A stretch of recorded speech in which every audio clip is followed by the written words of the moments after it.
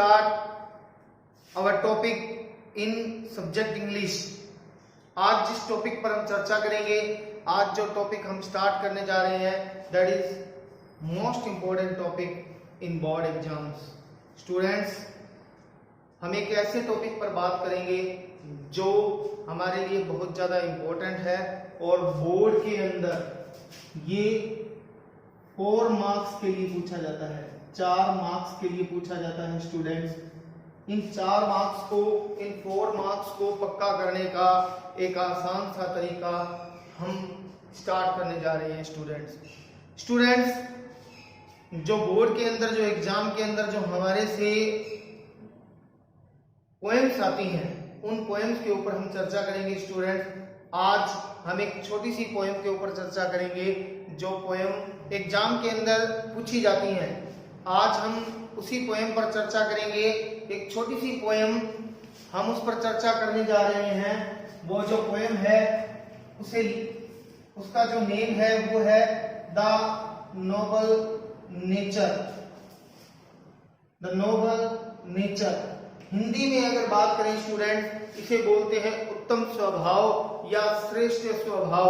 एक ऐसा व्यक्तित्व, एक ऐसा स्वभाव जो हमारे लिए बहुत ज्यादा क्या होता है, ग्रेट होता है और नोबल होता है. इस पोएम को जो कंपोज किया है, इसके जो कंपोजर हैं उनका नाम है बेन जॉनसन.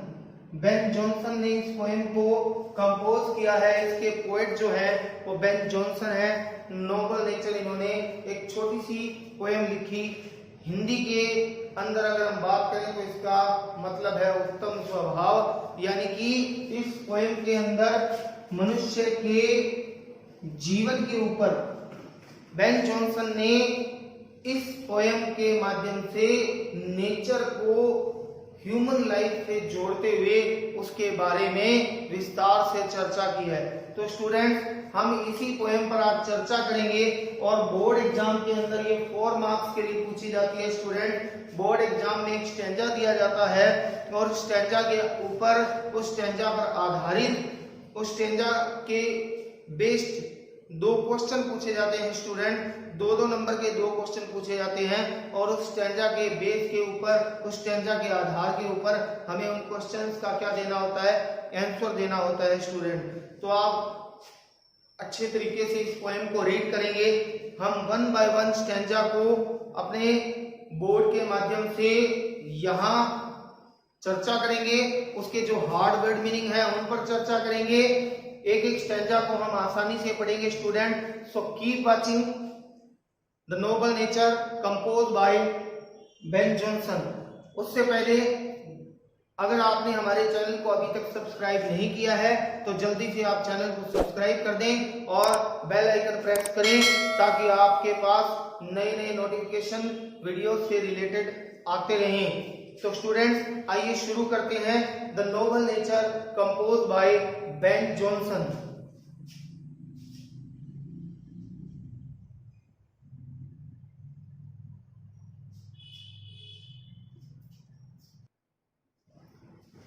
तो स्टूडेंट्स, हमारी जो पोएम जिसके ऊपर आज हम चर्चा कर रहे हैं, नोबल नेचर, उसका जो फर्स्ट स्टैंजा है वो हम बात कर रहे हैं उसके ऊपर.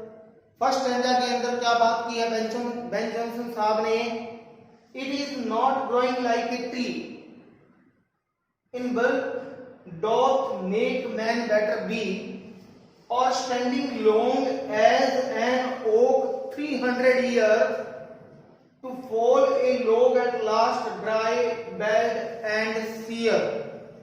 इस स्टैंजा के माध्यम से हमारे साथ क्या संदेश देना चाहते हैं ह्यूमन लाइफ को, उसके ऊपर हम चर्चा कर लेते हैं. लेकिन उससे पहले इसके जो डिफिकल्ट वर्ड मीनिंग है, जो हार्ड वर्ड मीनिंग है, उन पर हम चर्चा कर लेते हैं. स्टूडेंट, बल्क का मतलब बिग साइज, जिसे कहते हैं बड़ा आकार. स्टूडेंट, बड़े आकार के अंदर बिग साइज बोल सकते हो आप.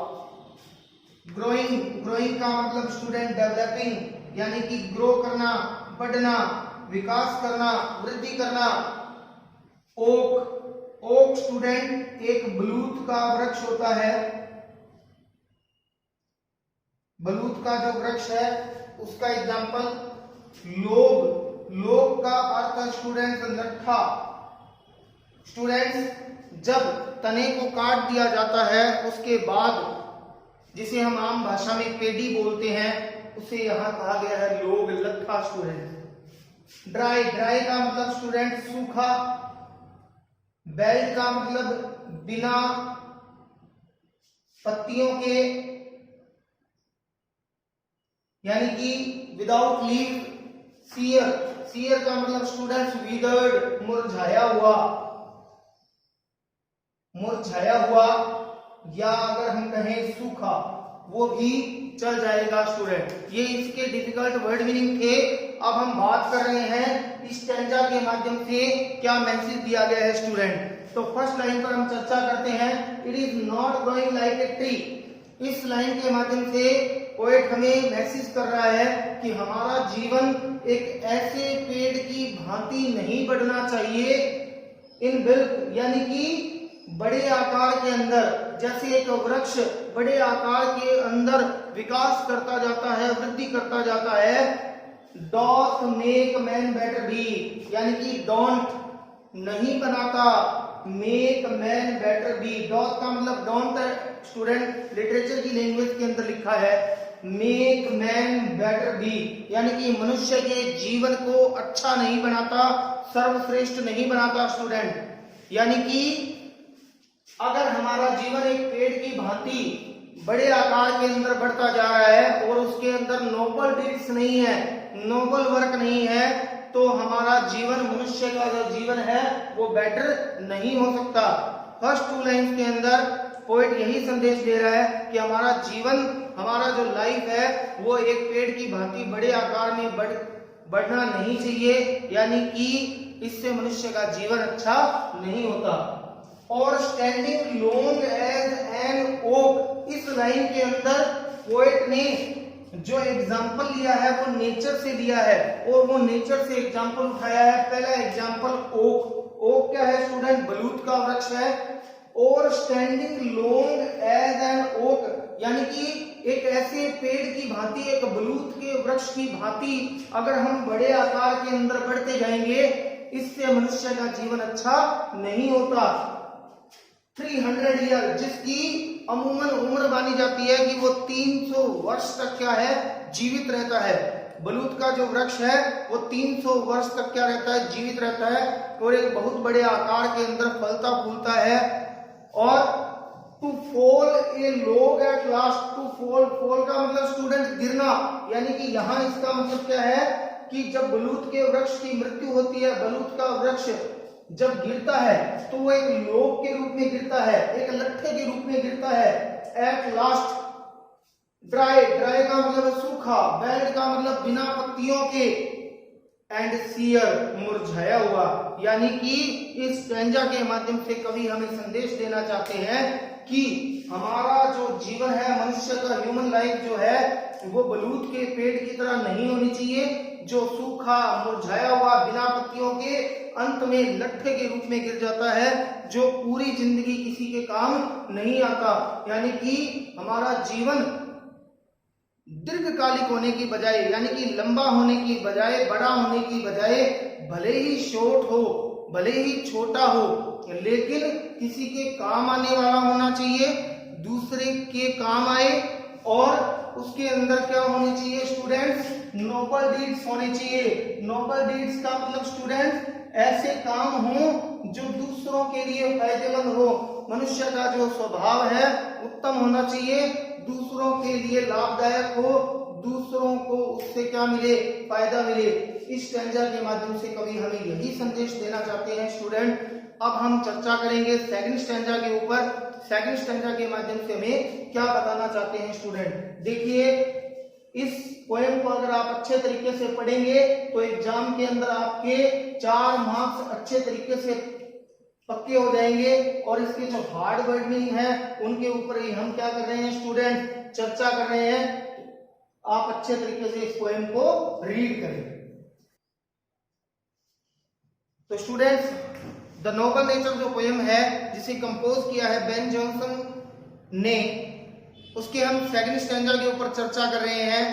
फर्स्ट स्टैंजा के अंदर हमने जो बात की थी कि मनुष्य का जीवन बलूत के ओक के वृक्ष की तरह 300 ईयर्स तक बड़ा ना होकर, भले ही छोटा हो लेकिन वो नोबल डीड से भरा होना चाहिए, दूसरों के काम आने वाला होना चाहिए, और सबसे मोस्ट इंपॉर्टेंट है ह्यूमन लाइफ, ह्यूमन जो नेचर है वो क्या हो, नोबल हो, काइंड हो, दूसरों के काम आने वाला होना चाहिए। स्टूडेंट सेकंड स्टैंजा के ऊपर बात करते हैं। सेकंड स्टैंजा में जो पोएट है वो हमें बता रहे हैं, lily of a day is fairer far in may, although it fall and died at night, it was the plant and flower of light। Student इस स्टैंजा के माध्यम से हमें कवि क्या बताना चाहते हैं, नेचर से उन्होंने कौन सा एग्जाम्पल और लिया है उसी पर हम चर्चा करेंगे। इसके जो वर्ड मीनिंग है उन पर चर्चा कर लेते हैं। लिली, लिली मतलब स्टूडेंट्स कुमुदनी का फूल। स्टूडेंट्स आप सभी ने देखे भी होंगे, छोटे छोटे फूल होते हैं, व्हाइट रंग के फूल होते हैं, उस वो कुमुदनी के। फेयरर, फेयरर का मतलब मोर ब्यूटीफुल, जिसे हम हिंदी में बोलते हैं अधिक सुंदर। डाई का मतलब मृत्यु या मरना। लाइट, लाइट का मतलब स्टूडेंट प्रकाश, लेकिन यहाँ इसका जो मीनिंग है वो किसके लिए लिया गया है, हैप्पीनेस के लिए लिया गया है, खुशी के लिए लिया गया है, जॉय के लिए, आनंद के लिए, प्रसन्नता के लिए लिया गया है स्टूडेंट। तो सेकंड स्टैंजा में क्या कह रहे हैं, हमारा जो फर्स्ट स्टैंजा था उसके अंदर हमारे जो पोएट है उन्होंने एग्जाम्पल लिया था, नेचर से एग्जाम्पल उठाया था ओक का। अब दूसरे स्टैंजा के अंदर lily of a day, lily nature से ही दूसरा एग्जाम्पल उठा रहे हैं और उसे डायरेक्ट ह्यूमन लाइफ से जोड़ रहे हैं स्टूडेंट। लिली कुमुदनी का जो फूल है, ऑफ ए डे जिसकी उम्र, जिसकी जो एज है वो एक ही दिन मानी जाती है, इज फेयरर बहुत अधिक सुंदर है, फार इन मे जो मई के महीने में खिलता है। मे का मतलब मई के महीने में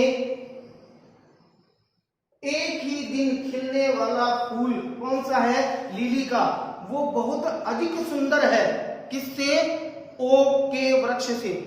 ओक की जो लंबी लाइफ है उससे बहुत अधिक सुंदर माना गया है किसको, एक दिन जीवन जीने वाले लिली के फूल को जो मई के महीने में खिलता है स्टूडेंट। क्यों, although it fall and die that night, although का मतलब यद्यपि, यद्यपि इट फॉल यह गिर जाता है यानी कि मुरझा जाता है, एंड डाई दैट नाइट और उसी रात को उसकी क्या हो जाती है, मृत्यु हो जाती है, यानी कि उसी रात को उसकी मृत्यु हो जाती है, वो मुरझा जाता है। It was the plant, plant का मतलब स्टूडेंट पौधा, एंड फ्लावर जो पुष्प है, फूल है, ऑफ लाइट किसका, प्रसन्नता का, हैप्पीनेस का। ये अपने एक दिन की लाइफ से लोगों के जीवन में क्या भर देता है, हैप्पीनेस भर देता है, खुशी भर देता है, लोगों को मंत्रमुग्ध कर देता है अपनी सुगंध से, अपने एक दिन के जीवन से। तो बेन जॉनसन साहब बता रहे हैं कि मनुष्य का जीवन जो है वो भले ही ओक के पेड़ की तरह लंबा ना हो, भले ही लिली के जीवन की तरह एक दिन का हो, लेकिन क्या हो, दूसरों के जीवन में खुशी लाने वाला, दूसरों के जीवन में प्रकाश लाने वाला, दूसरों के जीवन में हैप्पीनेस भरने वाला होना चाहिए। तो इस स्टैंजा के माध्यम से कवि हमें यही बात बता रहे हैं, यही मैसेज दे रहे हैं कि हमारा जीवन भले ही छोटा हो लिली के फूल की तरह, लेकिन दूसरों के जीवन में प्रसन्नता भरने वाला होना चाहिए, दूसरों के जीवन में आनंद लाने वाला होना चाहिए। अब हम इसके थर्ड स्टैंजा के ऊपर स्टूडेंट बात करेंगे। वो जो अंतिम जो 2 लाइन्स हैं जिनके अंदर हमें एक मैसेज दिया जा रहा है, उन्हीं के ऊपर हम स्टूडेंट्स अभी चर्चा करेंगे। उससे पहले हम एक बात कर लेते हैं कि पिछली जो वीडियो थी जिसके अंदर आपसे एक क्वेश्चन पूछा गया था, उस क्वेश्चन के हमें बहुत से बच्चों ने बिल्कुल सही जवाब दिए। वो क्वेश्चन मैं आपको बता देता हूं। वर्ड पावर के ऊपर आपसे क्वेश्चन पूछा गया था स्टूडेंट। वो वर्ड पावर के आधार पर मैंने क्वेश्चन पूछा था स्टील, स्टील, स्टील। मैंने इसके 2 मीनिंग पूछे थे स्टूडेंट्स। स्टील का मतलब आप सभी को पता है चोरी करना, चुराना। स्टील ये धातु है जो अमूमन हमारे घर में स्टील के जो बर्तन होते हैं, स्टील का मतलब अभी तक या फिर भी, और दूसरा है शांत। इसका एग्जांपल बता रहा हूं स्टूडेंट्स, देखिए water is still, it means जल क्या है, शांत है, जल में कोई मूवमेंट नहीं है। लेकिन स्टूडेंट्स इसी को आगे समझिएगा, वाटर इज स्टिल रनिंग, पानी अभी तक भी क्या है, बह रहा है। ये कौन सा टेंस हो गया स्टूडेंट, प्रेजेंट कंटिन्यूस के अंदर चले गए हम लोग। यहाँ ये एडवर्ब के रूप में काम करेगा और यहाँ इसका मीनिंग क्या हो जाएगा, शांत के रूप में हो जाएगा स्टूडेंट। ये था, बहुत से बच्चों ने इसका सही रिप्लाई भी दिया, सही जवाब भी दिया, और बहुत अच्छी बात है आप क्वेश्चन को सुनकर जब उसका सही जवाब देते हैं। जिन स्टूडेंट ने इसका सही जवाब दिया उन सभी को कॉन्ग्रेचुलेशन, जो कोई भी सही जवाब दे रहे हैं उन सभी को, वो सभी कॉन्ग्रेचुलेशन के पात्र हैं, बधाई के पात्र हैं। तो उन स्टूडेंट्स के नाम बोल रहा हूं जिन स्टूडेंट ने बिल्कुल सही जवाब दिया। सबसे पहले मुकेश कुमार, पूजा धुरिया, भावना गजरा, शैलेंद्र, करणदीप सिंह, राजेश कुमार फ्रॉम रावला, रामपाल एंड मस्ती स्टूडियो, एक ग्रुप है हमारे साथ, उसने भी इसका बिल्कुल सही जवाब दिया। तो आप सभी को कॉन्ग्रेचुलेशन, आप सभी बधाई के पात्र हैं। आगे जो भी क्वेश्चन आपसे पूछे जाएं आप उनके बिल्कुल सही जवाब दें। और स्टूडेंट्स, अगर आपने हमारे चैनल को अभी तक सब्सक्राइब नहीं किया है तो जल्दी से चैनल को सब्सक्राइब करें, बेल आइकन प्रेस करें, ताकि आपके पास आप तक नई नई वीडियोस पहुंचाई जा सके। और स्टूडेंट, हमारे चैनल का एक ही उद्देश्य है, कोरोना वैश्विक महामारी से जो पढ़ाई जो बाधित हो रही है वो घर बैठे स्टूडेंट्स की पढ़ाई बाधित ना हो, ये हमारी तरफ से फ्री बिल्कुल YouTube चैनल के माध्यम से आप तक पहुंचाई जा रही है। आपका एक प्रयास हमारा विश्वास बन सकता है स्टूडेंट्स। आप ज्यादा से ज्यादा हमारी वीडियोस को शेयर करें, ताकि जो इस वैश्विक महामारी के कारण जो स्टूडेंट्स स्कूल नहीं जा पा रहे हैं, घर बैठकर जो पढ़ाई कर रहे हैं, उन तक ये वीडियोस पहुंचे और उनकी पढ़ाई बाधित ना हो। तो आपका एक शेयर किसी का भी काम बना सकता है, तो ज्यादा से ज्यादा आप वीडियोस को शेयर करें। स्टूडेंट, अब हम द नोबल नेचर की तरफ चलते हैं। जो अंतिम 2 लाइन्स हैं उनके ऊपर हम स्टूडेंट्स क्या कर रहे हैं, चर्चा कर रहे हैं। तो स्टूडेंट्स, हमारी जो नोबल नेचर पोएम है, जिसके अंदर हमने फर्स्ट स्टैंजा के अंदर ओक का एग्जांपल लिया और सेकंड स्टैंजा के अंदर लिली का एग्जांपल, जो थर्ड स्टैंजा है वो हमें क्या बता रहा है, हमारा पोएट हमें क्या बता रहा है, in small proportions we just beauty see and in short measures life में परफेक्ट बी। इन 2 लाइंस के माध्यम से पोएट हमें क्या मैसेज दे रहा है पोएम के माध्यम से, उसी पर हम चर्चा करेंगे। यहाँ स्टूडेंट्स हम बात कर लेते हैं प्रोपोर्शन का मतलब रेशो, रेशो मतलब साइज, यानी कि अगर हिंदी में बात करें अनुपात या भाग में, आकार में, आकार भी बोल सकते हैं स्टूडेंट्स, या रूप में भी बोल सकते हैं। ब्यूटीज का मतलब क्या होता है स्टूडेंट, सुंदरता।